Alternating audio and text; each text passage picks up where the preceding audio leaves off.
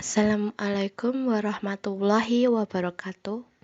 Bismillah, Alhamdulillah, Alhamdulillah Rabbil Alamin. Mari kita panjatkan puji syukur atas kehadirat Allah Subhanahu wa Ta'ala yang telah melimpahkan rahmat dan hidayahnya sehingga kita dapat berkumpul dalam keadaan sehat pada presentasi kali ini. Dalam presentasi kali ini kita akan membahas tentang Quran Surat Al-Baqarah ayat 30 dan Az-Zariyat ayat 56 yang bertemakan tujuan pendidikan, yang disusun oleh kelompok kami yang beranggotakan Hilda Mutiara Bintang NIM 072, Hesti Milenia Safitri NIM 095, Ima Sukman Nursaida NIM 098, dan ini Ikhwatul Mawadah NIM 0111. Selanjutnya Quran Surat Al-Baqarah ayat 30. Wa id qala rabbuka lil malaikati inni ja'ilun fil ardi khalifah.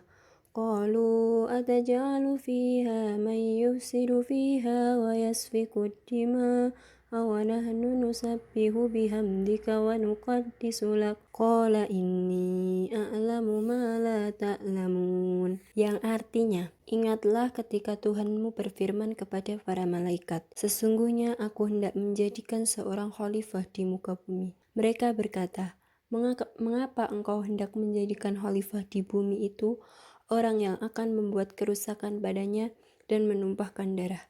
Padahal kami senantiasa bertasbih dengan memuji engkau dan mensucikan engkau.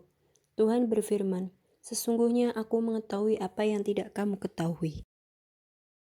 Tafsir Maragi Quran Surat Al-Baqarah ayat 30. Menurut Mustafa Al-Maragi, Quran Surat Al-Baqarah ayat 30 menceritakan tentang kisah kejadian umat manusia, karena ayat ini kemudian diartikan dengan pemberitaan Allah pada para malaikat tentang penciptaan khalifah di bumi, yang kemudian para malaikat mengadakan sanggahan. Berdasarkan tersebut, maka ayat di atas merupakan tamsil atau perumpamaan dari Allah agar mudah dipahami oleh manusia, khususnya mengenai proses kejadian Adam dan keistimewaannya. Untuk maksud tersebut, Allah memberitahu kepada malaikat tentang akan diciptakannya seorang khalifah di bumi. Mendengar keputusan ini, para malaikat terkejut, kemudian mereka bertanya kepada Allah dengan cara dialog.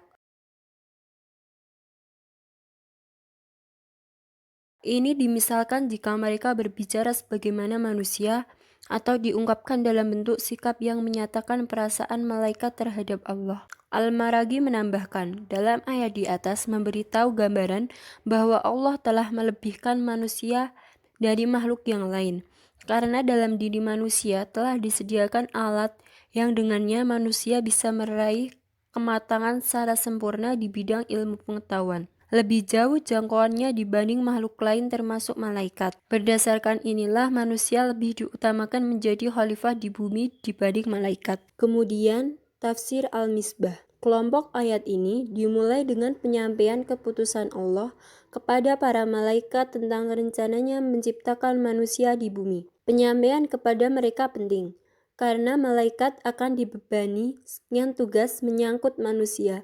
Ada yang akan bertugas mencatat amal-amal manusia, ada yang bertugas memeliharanya, ada yang membimbingnya, dan sebagainya. Penyampaian itu juga kelak ketika diketahui manusia akan mengantarnya bersyukur kepada Allah atas anugerahnya yang tersimpul dalam dialog Allah dengan para malaikat. Sesungguhnya aku akan mendapatkan khalifah di dunia.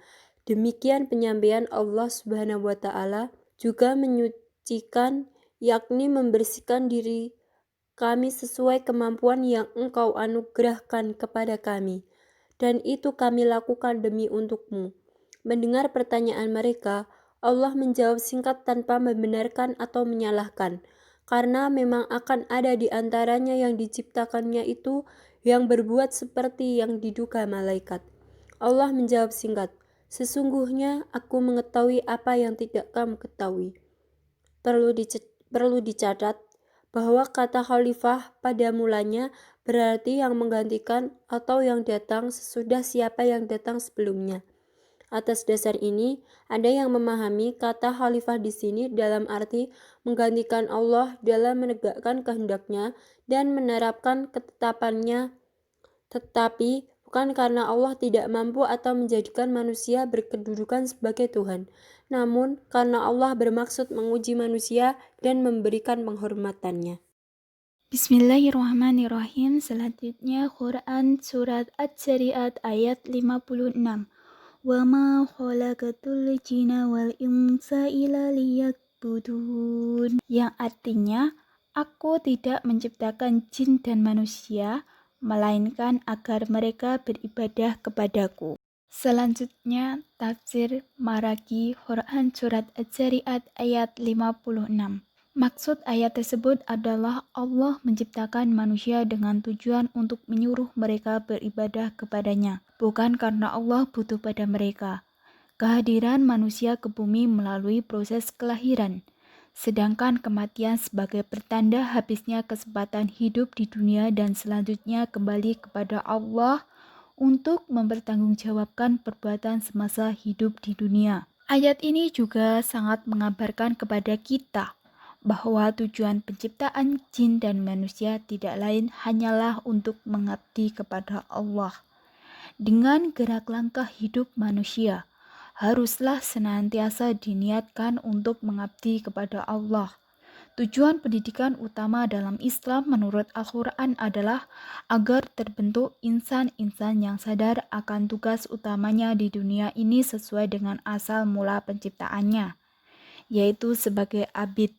Sehingga dalam melaksanakan proses pendidikan, baik dari sisi pendidik atau anak didik, harus didasari sebagai pengabdian kepada Allah semata. Dalam khasanah pemikiran pendidikan Islam, pada umumnya para ulama berpendapat bahwa tujuan akhir Islam adalah untuk beribadah kepadanya. Dalam sistem pendidikan nasional, pendidikan diarahkan untuk mengembangkan manusia seutuhnya, yaitu manusia yang beriman dan bertakwa. Maka dalam konteks Islam justru harus lebih dari itu. Dalam arti, pendidikan itu bukan hanya sekedar diarahkan untuk mengembangkan manusia yang beriman dan bertakwa, tetapi justru berusaha mengembangkan manusia menjadi imam atau pemimpin bagi orang beriman dan bertakwa. Waja'alna li al-muttaqina imama. Selanjutnya, tafsir Al-Misbah Quran Surat Adz-Dzariyat ayat 56. Ketika para malaikat mengetahui bahwa Allah Subhanahu wa Ta'ala akan menciptakan khalifah di muka bumi, Allah Subhanahu wa Ta'ala menyampaikan perintahnya kepada mereka secara terperinci. Dia memberitahukan bahwa Dia akan menciptakan manusia dari tanah. Maka ketika Dia menyempurnakannya dan meniup dalam ruh di dalamnya, para malaikat harus bersujud kepadanya. Yang harus dipahami bahwa sujud tersebut adalah sujud penghormatan, bukan sujud ibadah. Karena sujud ibadah hanyalah diperuntukkan kepada Allah Subhanahu wa Ta'ala. Adapun nilai-nilai yang terkandung. Yang pertama, kita sebagai manusia ciptakan Allah, maka seharusnya kita beriman kepada Allah dan patuh atas segala perintahnya. Yang kedua, kita hendaknya taat dan tunduk terhadap perintah Allah. Yang ketiga, jika kita murka kepada Allah, maka Allah akan memberi azab yang pedih kepada kita, dan tidak ada seorang pun yang dapat menolong kita untuk menghindari azab tersebut. Kesimpulan Quran Surat Al-Baqarah ayat 30 dan Quran Surat Adz-Dzariyat ayat 56 tentang manusia dan tugasnya sebagai khalifah di muka bumi, yaitu manusia diciptakan oleh Allah Subhanahu wa Ta'ala. Pada dasarnya memiliki dua peran atau fungsi, yaitu sebagai hamba Allah serta khalifah di muka bumi. Manusia yang ditugaskan sebagai khalifah di muka bumi harus mampu memahami isi kandungan Al-Quran, baik secara tertulis maupun tidak tertulis. Sekian presentasi dari kelompok kami. Kurang lebihnya kami mohon maaf. Wassalamualaikum warahmatullahi wabarakatuh.